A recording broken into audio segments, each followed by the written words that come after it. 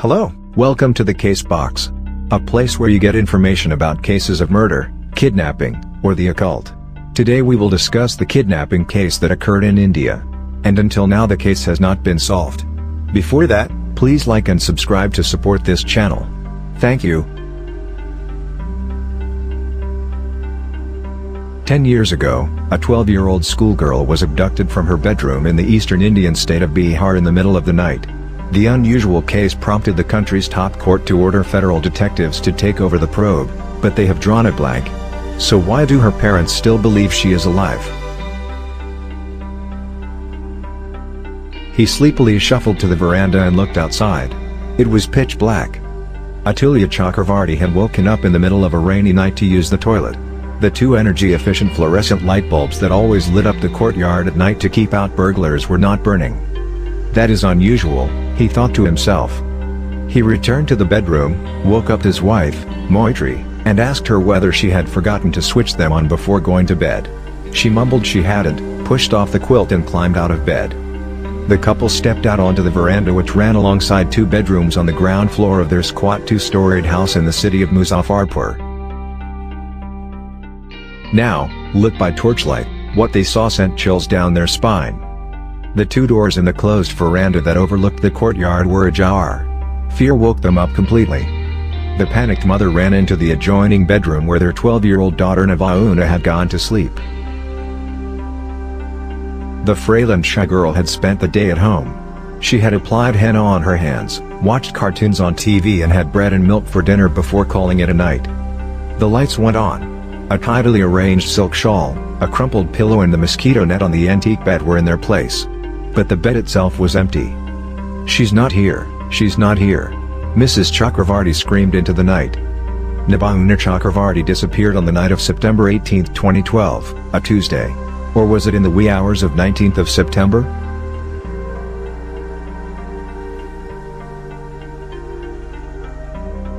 Investigators believe at least one person wriggled into her room after wrenching open the rotting iron bars of her bedroom window. It overlooked a dingy lane that was the main path used to access the house. He had possibly gagged and sedated the sleeping girl. Woken up violently, she had urinated in fright, leaving a wet patch on the sheets. Then he had carried her out to the veranda. Investigators believe the abductor opened the two doors from inside the house to let more people in. They had helped carry the girl out through an opening in the back of the house. The front door was locked from inside. There was a vehicle waiting on the main road, a few yards away. The girl and her abductors vanished into the drizzly night. Navaruna's parents believe she's still alive and her captors are at large. Investigators believe she's dead but concede the captors are still roaming free. A month after the incident, police arrested 3 men, including a distant, estranged relative of the Chakravartys. The police said the 3 seemed that they were hiding something, but found nothing incriminating to implicate them in the crime. They were released after 9 months in prison. On 26th of November, local people found some skeletal remains in a neatly wrapped plastic bag in a fetid open drain close to the Chakravarty home. The family remembers there was some commotion, as municipal workers came, took out the bag and handed it over to the police.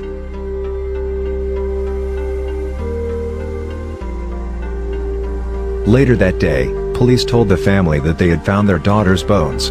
The parents refused to believe them and asked, "Where's the evidence?" The following month, a state hospital carried out a forensic examination of the bones attached to decomposed muscles and tissues, a collarbone, a long upper arm long bone, bits of femur and tibia. Doctors took away a molar tooth, a rib, a part of the thoracic vertebrae, a group of a dozen small bones that form the vertebral spine in the upper trunk, and some decomposed thigh muscles for DNA tests. The examiner concluded that the bones are of human in nature and belong to an individual, of a female, about 13 to 15 years of age who died 10 to 20 days before the date of receiving the remains. The cause of death could not be ascertained. The examiner said clothes found on the decomposed body are suggestive of a teenage female. The forensic doctor had examined a few bones, and certainly not a body, that arrived in a small box. The box also contained a black top, orange and white striped underwear and a black skirt, which the body was apparently wearing. The Chakravartys have always believed that the bones do not belong to their daughter, and that the bag was planted in the drain. They agreed to DNA tests in 2014, but they say the results have not been shared with them. If the bones are indeed of my daughter, why are investigators not sharing the results of the DNA tests? Wonders Mr. Chakravarty. The Federal Crime Fighting Agency, the Central Bureau of Investigation, CBI, which took over the probe in 2014, said what had happened was a blind kidnapping cum murder case. And the motive appeared to be a feud over the house in which the family has lived for decades, and from where Navruna was taken away in the middle of the night.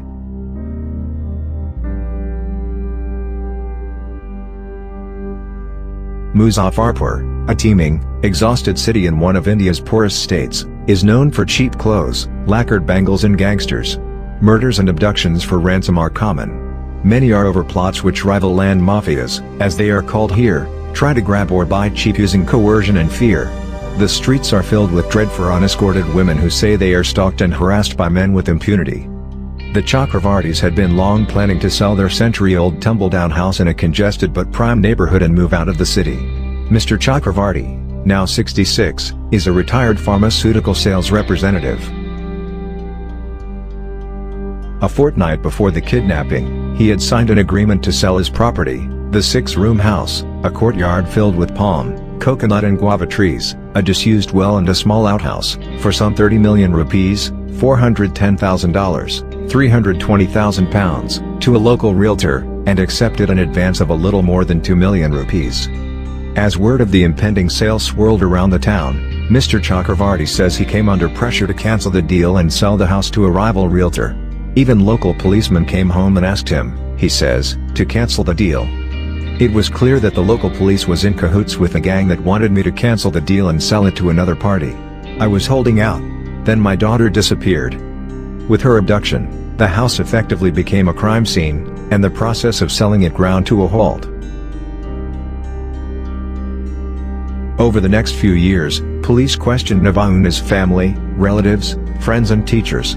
They searched the Chakravarty residence, and took away 2 of her diaries. One, according to the police, had some photographs and stickers, while in another she had apparently written about the qualities of a dream boy without naming him.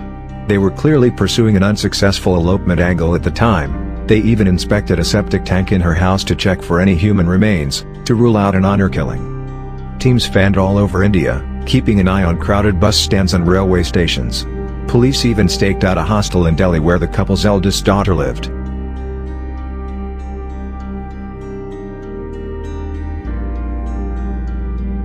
Mobile phone records of at least 100 people, including the family and the original suspects, were examined. Data from hundreds of thousands of phones from mobile towers of half a dozen telecom providers were examined for chatter in the neighborhood on the night of the kidnapping. Raids were conducted at various places, including a local red light district, to rule out trafficking. We have made sincere efforts to track down Navruna. We have made intense examinations. We have carried out scientific investigations, the police told the court. The investigation clearly appeared to have hit the buffers. Last month, the CBI told the Supreme Court that it had arrested 6 more suspects in April, questioned them for 8 days and remanded them to judicial custody for 90 days before the court released them on bail. They had searched their homes and offices and found nothing suspicious. But in a significant twist, the sleuth agency said it had questioned 3 senior police officers who were directly connected with the investigation when the incident happened. In a report submitted to the top court last month, the agency said the first investigating officer and the head of the Muzaffarpur police station have to go through narco tests and brain mapping test. Truth drug test results have never been admissible in Indian courts, but police say they have provided leads. In the tests, a suspect is injected with sodium pentanol, a chemical that numbs powers of perception and supposedly makes it difficult for a person to lie during questioning.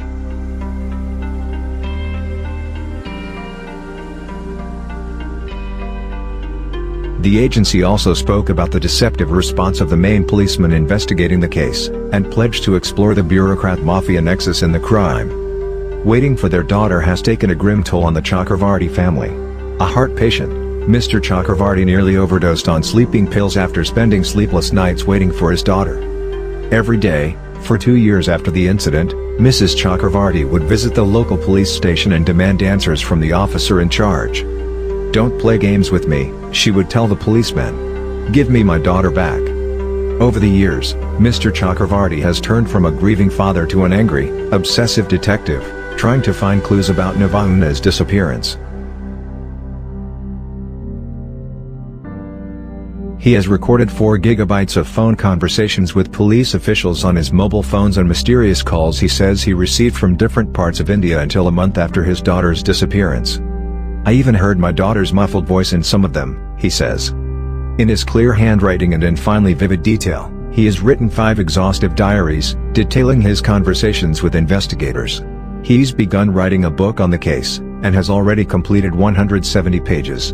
He has written letters to politicians, judges, and the Prime Minister and President of India. He has personally visited the state's Chief Minister Nitish Kumar and complained about the snail-paced investigation. He reads aloud obsessively from the diaries, almost enacting the scenes and intoning the voice of the detectives, as if to tell the world, "Listen to me. I know who's behind the kidnapping. Why is no one taking me seriously?" All this is triggered, says Mr. Chakravarty, by a sense of guilt, grief and vengeance. There's guilt over his failure to protect his daughter, grief at her prolonged disappearance and vengeance against the system which conspires to delay justice to common people. "How can I go on living here like this?" says Moitri Chakravarty. "How long can you live in this house of memories? When she returns home, we will leave the place." The crumbling house is an oppressive museum of memories, carrying the full weight of darkness and tragedy. The Chakravartys seem to have even stopped cleaning the room that Navruna spent most her time in, lest a speck of memory vanishes with the dust. Navaruna is everywhere, around us. Just look around and you will feel her presence, says Mrs. Chakravarty. Her school uniform, the maroon tie and skirt, the white cap, is packed inside a string basket which hangs on the wall outside. Her maroon cotton towel, now moldy with age, hangs outside the door, untouched since she disappeared. In a corner stands a pink cycle which her father bought for her 20-minute ride to the convent school.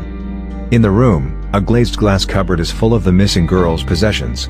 Plastic dolls gaze eerily through the dust. A small red purse with 200 rupees lies in a corner. The printed school schedule is pasted behind the door. A folded study table lies in a corner.